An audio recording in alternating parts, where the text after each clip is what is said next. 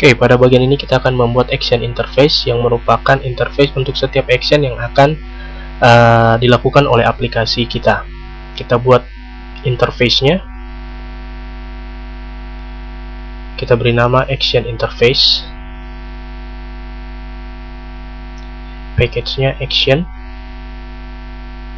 Oke, kemudian isinya hanya sebuah deklarasi fungsi execute dengan menerima parameter HTTP servlet request.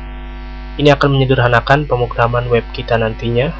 Nanti Anda akan lihat pada tahap-tahapan berikutnya. Semua class action akan mengimplementasikan action interface ini.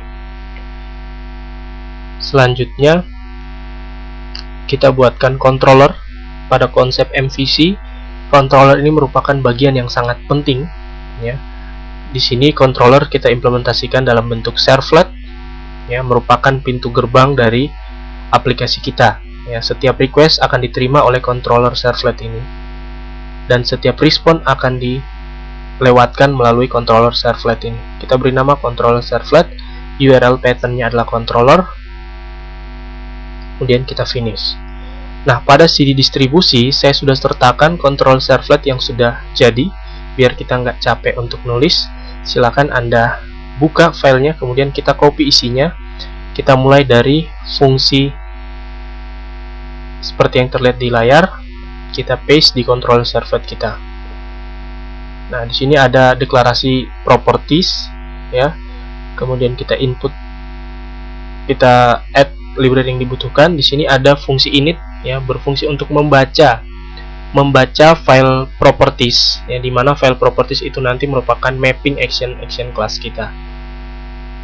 Kemudian di proses request kurang lebih juga sama, kita copy aja dari file yang sudah saya sertakan dalam CD. Seperti ini, kita copy, kemudian kita tempatkan di proses request. Nah, sekali lagi controller servlet ini sama konsepnya seperti controller di MVC, ya, berfungsi sebagai gerbang masuk dan keluar dari setiap request dan respon. Kita ganti dulu helper interface-nya menjadi action interface. Kita import, ya, oke. Nah, proses request akan berfungsi sebagai penerima request, kemudian dia akan meneruskan ke action mana yang akan dieksekusi selanjutnya. Ya, jadi konsep MVC berlaku di sini. Kemudian dia akan meneruskan view mana yang akan ditampilkan. Nah, action ditentukan atau dideklarasikan di dalam sebuah file yang namanya conf properties. Nah, conf properties ini akan kita buat, ya, berupa file properties biasa. Orders, kemudian kita cari order, kita cari file properties. Nah, kita beri nama conf. Nah, di sini kita akan melakukan mapping untuk setiap class action yang kita buat. Misalnya nanti ada action untuk hapus data, untuk melihat data, mencari data, kita akan mapping di sini. Dan setiap class action nantinya akan mengimplementasikan action interface.